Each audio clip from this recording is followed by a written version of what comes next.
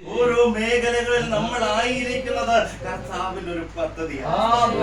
നമ്മുടെ ഇഷ്ടം കൊണ്ട്, നമ്മുടെ ചിന്ത കൊണ്ട്, നമ്മുടെ സാമർഥ്യം കൊണ്ട് നമ്മൾ പലതിലേക്ക് പോയതാ. അല്ല, ഞാനും അത്യാവശ്യം പഠിച്ചതാ, നല്ലൊരു ജോലിക്ക് വേണ്ടി അത്യാവശ്യം പഠിച്ചതാ, അത്യാവശ്യം സംസാരിക്കാനൊക്കെ അറിയാന്നുള്ളതാ. പക്ഷെ അതൊന്നും എന്റെ ജീവിതത്തിൽ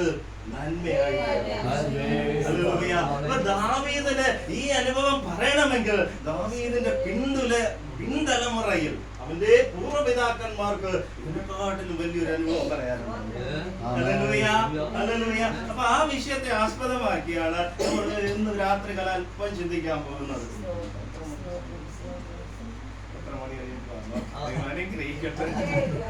അപ്പൊ ദാവീദ് രാജാവ് എന്ന് പറയുമ്പോ അത് നമുക്ക് എല്ലാവർക്കും അറിയില്ലേ. ദാവീദിന്റെ ചിന്ത, ദാവീദിന്റെ പ്രവൃത്തി, ദാവീദ് ആരായിരുന്നു, ദാവീദ് എങ്ങനെ തിരഞ്ഞെടുക്കപ്പെട്ടു, ആടുകളെ മേയിച്ചു, ഇതെല്ലാം നമുക്കറിയാം. അപ്പൊ നമുക്ക് ഇവർ അല്പം കൂടെ മുന്നോട്ട് കയറ്റി ഒന്ന് പഠിക്കണമെങ്കിൽ നമുക്ക് യോശുവയുടെ പുസ്തകത്തിൽ പോകാം. യോശുവയുടെ പുസ്തകം 2-ാം അധ്യായത്തിൽ വന്ന് യോശുവയുടെ പുസ്തകം 2-ാം അധ്യായം.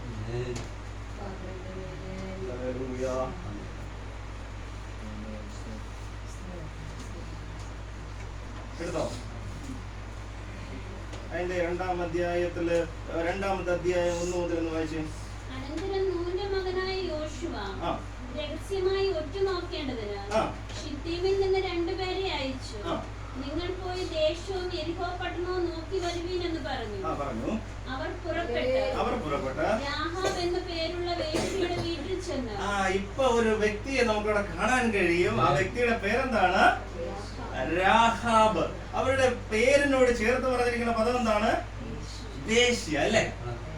അപ്പൊ നമുക്കൊക്കെ ചോദിച്ചാൽ നമുക്ക് പറയാൻ ഒരു പേരുണ്ട്, അല്ലേ? എന്നോട് ചോദിച്ചാൽ ഞാൻ പറയും യോഹന്നാൻ, അല്ലെങ്കിൽ രാജൻ, അറ്റത്ത് ഒരു കുത്തിട്ടിട്ട് ഒരു പി, ഇല്ലേ?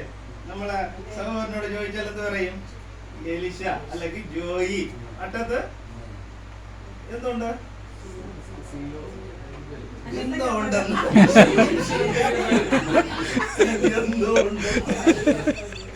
അപ്പൊ നമുക്കെല്ലാം പറയാൻ എന്തുണ്ട്? എന്തുണ്ട്? അങ്ങനെ തന്നെ കിടക്കട്ടെ, ഇല്ലേ? അപ്പൊ നമുക്ക് ഓരോരുത്തർക്കും പറയാൻ എന്തുണ്ടല്ലേ, ഇല്ലേ? പക്ഷെ പാവപ്പെട്ട ഈ സ്ത്രീക്ക് പറയാൻ എന്തില്ല? ഐഡന്റിറ്റി ഇല്ല, അല്ലേ? നല്ല സമൂഹത്തിൽ എടുത്തു പറയാൻ, അല്ലേ? നമുക്കൊരു സർട്ടിഫിക്കറ്റിൽ എഴുതിയ നമ്മുടെ പേര് എഴുതിയിട്ട് ഇപ്പുറത്ത് ഇടാനുണ്ട്. പാവപ്പെട്ടവരുടെ പേരിന്റെ കൂടെ എഴുതാനുണ്ടായിരുന്ന ഒരേ ഒരു പദമേ ഉള്ളൂ. എന്തായിരുന്നു ആ പദം എന്നറിയാമോ? വേശ്യ. അല്ലേ? സമൂഹത്തിൽ ഉൾക്കൊള്ളുമോ? ഭവനത്തിൽ ഉൾക്കൊള്ളുമോ? ആരും ഉൾക്കൊള്ളാൻ സാധിക്കാത്ത ഐഡന്റിറ്റി പാവപ്പെട്ട ആട്ടി രാഹാബിന് കിട്ടി. അപ്പൊ ഇവിടെ ഇസ്രായേലിൽ നിന്ന് ഇവർ ഒറ്റുകാരായിട്ട് വരികയാണ്. യോശുവ അയച്ച കൂട്ടർ വരുന്നു. ഇവർ വന്ന് ഈ ഭവനത്തിൽ കയറി താമസിച്ചു. അവരെ കൊല്ലുവാൻ വേണ്ടി പട്ടാളം വരുന്നുണ്ട്. അവരിവിടെ ഭംഗിയായി സുരക്ഷിതമായി ഇരുന്നിട്ട് അവിടെ ഇറങ്ങി പോകുന്നതിന് മുമ്പേ രാഹാബ് പറയുന്ന ചില കാര്യങ്ങളുണ്ട്. അതിന്റെ 9-ാമത്തെ വാക്യം ഒന്ന് വായിച്ചേ.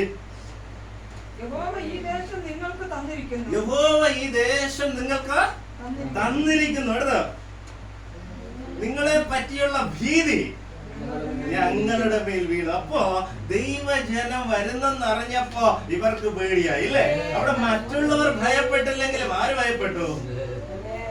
ആര് ഭയപ്പെട്ടു? നിങ്ങൾ എന്നോട് പ്രതികരിച്ചിരിക്കണം. എനിക്ക് മറ്റുള്ളവരെ പോലെ കടുക്കപ്പെട്ടിരിക്കുന്നത് പറഞ്ഞപ്പോ അറിയത്തില്ല. എനിക്ക് നിങ്ങളുമായിട്ട് സഹകരിച്ചു പോയെങ്കിൽ അതൊരു ശരിയാകുക. അപ്പൊ ഇവളെ കുറിച്ച് പറയുമ്പോ ഇവളാണ് യഥാർത്ഥത്തിൽ ന്യായപ്രകാരം ഇവരെ പേടിക്കാതിരിക്കേണ്ടതല്ലേ, അല്ലെ? അവർക്ക് ദൈവഭയമില്ല. ഇങ്ങനെ വേശ്യാവൃത്തി ചെയ്യുന്ന ദൈവഭയമുണ്ടോ? അങ്ങനെ ഉണ്ടെങ്കിൽ ഇവള് എന്ത് ചെയ്യും? ഈ തൊഴിൽ ഇറങ്ങുമോ? ഇല്ല. പക്ഷെ അങ്ങനെ ഉള്ളവർക്ക് ദൈവമക്കളെ കണ്ടപ്പോ ഒരു ഭയം വന്നു. യഥാർത്ഥമായിട്ട് നിങ്ങൾ ഈ ദേശം കൈവശമാക്കുമെന്നുള്ള ഒരു ഉറപ്പ് അവരുടെ വായിൽ നിന്ന് വരുവാനിടയായി. അടുത്ത താഴോട്ട് വായിച്ചേ. ഈ ദേശത്തിലെ നിവാസികൾ എല്ലാവരും നിങ്ങളുടെ നിമിത്തം ഉരുകി പോകും. പോകുന്നു. ആ ദേശം മുഴുവനും ഇപ്പൊ ദൈവമക്കളെ കോട്ട പിടിക്കാൻ വരുന്നറിഞ്ഞപ്പോ ഇവരെല്ലാരും ഭയപ്പെട്ടു അല്ലേ? കാരണം ഇവർ കടന്നു വന്ന വഴിയില് ഇവർക്ക് കീഴടങ്ങാത്തത് ഒന്നുമില്ലായിരുന്നു. ഹല്ലേലൂയ. നമ്മുടെ ജീവിതത്തിൽ ഹല്ലേലൂയ ദൂതായി പറയാൻ നിന്ന ഏത് കീഴടങ്ങാത്തതും ദൈവമക്കളെ, ഹല്ലേലൂയ, ഏത് വലിയ ശക്തിയും നമ്മളെ പ്രാർത്ഥിച്ചാൽ കീഴടങ്ങും. അപ്പൊ ഇതറിയുന്നത് കൊണ്ട് ഇവര് കടന്നു വരുന്നിടത്ത് എല്ലാം കീഴടങ്ങിയ ഓരോന്നോരോന്നായി കീഴടങ്ങുന്നത് കൊണ്ട് ഇവരിങ്ങനെ കടന്നു വരുമ്പോ ഇവര് പറയാണ്, നിങ്ങളുടെ മുമ്പിൽ കീഴടങ്ങാത്തത് ഒന്നുമില്ല. എന്റെ താഴോട്ട് വായിച്ചേ. എന്ന് ഞാൻ അറിയുന്നു, ആ. നിങ്ങൾ മിസ്രൈമിൽ നിന്ന് പുറപ്പെട്ടു വരുമ്പോൾ ആ. യഹോവ നിങ്ങൾക്ക് വേണ്ടി ചെങ്കടലിലെ വെള്ളം വറ്റിച്ചത്, ആ. യോർദാൻ അക്കരെ വെച്ച് നിങ്ങൾ നിർമൂലമാക്കിയ ആ. സീഹോൻ, ഓഗ് എന്ന 2 അമോര്യ രാജാക്കന്മാരോട് ചെയ്തതും ആ. ഞങ്ങൾ കേട്ടു. കേട്ടപ്പോൾ ഞാൻ പറഞ്ഞു അല്ലെങ്കിൽ സമയം പോകും. അപ്പൊ ഇവിടെ ഇവരെന്തായാലും ഇവരെ കുറിച്ച് പറയുകയാണ്, നിങ്ങൾ വരും, പിടിക്കും, ഉറപ്പായി അല്ലെ? തീർച്ചയായും നിങ്ങൾ കയറും, പിടിക്കും, ഉറപ്പായി. അപ്പൊ ഉറപ്പായത് കൊണ്ട് ഒരു കാര്യം ചെയ്യണം, എന്നെയും കുടുംബത്തെ എന്ത് ചെയ്യണം? എന്നെയും കുടുംബത്തെയും നിങ്ങൾ എന്ത് ചെയ്യണം? ആരാണ് പറയുന്നത്? ഒരു വേശ്യയായ സ്ത്രീ പറയുകയാണ്. ഹല്ലേലൂയ. അവള് പറയാണ്, എന്നെയും കുടുംബത്തെ രക്ഷിക്കുക. ഇതിനകത്തുള്ള ഒരു ആത്മീയ മർമ്മം എന്ന് പറയുന്നത്, നമ്മൾ ഏത് അവസ്ഥയിൽ കടന്നാലും രക്ഷിപ്പാൻ കഴിവുള്ള ഒരു ഹല്ലേലൂയ. വചനം ഇങ്ങനെ പറയുന്നു, നിന്റെ പാപം എത്ര കടും ചുവപ്പായാലും ഹിമം പോലെ വെളുപ്പിക്കുന്ന ഒരു സർവ്വശക്തനായ കർത്താവ്. ഹല്ലേലൂയ. ഇന്ന് രാത്രികാലം നമ്മുടെ ജീവിതത്തിൽ എത്ര വലിയ പാപം കടന്നാലോ അതിനെ വെളുപ്പിക്കാൻ കഴിയുന്ന ഒരു വലിയ തമ്പുരാൻ അവന് കഴിയാത്തതായ ഒന്നുമില്ല. ഹല്ലേലൂയ. ഇത് തിരിച്ചറിഞ്ഞ വേശ്യ പറയുകയാണ്, നിങ്ങൾ ഈ കോട്ട പിടിക്കുമ്പോ എന്നെ മാത്രമല്ല എന്റെ കുടുംബത്തെ രക്ഷിക്കുന്നത് അല്ലെ? അപ്പൊ ഞാൻ ഈ ഭാഗമൊക്കെ വായിച്ചപ്പോ എനിക്ക് തോന്നിയത്, ഈ കുടുംബക്കാര് ഇവളുമായിട്ട് നല്ല ബന്ധം പുലർത്തുമോ? ഹല്ലേലൂയ. കിട്ടിയോ? എന്തായാലും സ്വാഭാവികമായിട്ട് ഈ കുടുംബം ഇവരുമായിട്ട് നല്ലൊരു ബന്ധം പുലർത്താൻ ചാൻസേ ഇല്ല അല്ലെ? നോഹ അപ്പച്ചി പ്രസംഗിച്ചു, എന്ത് ചെയ്യാൻ പോകുന്നു? ജലപ്രളയം വരാൻ പോകുന്നു. അപ്പൊ പെട്ടകത്തിൽ കയറിയത് എത്ര പേര്? എത്ര പേരാ?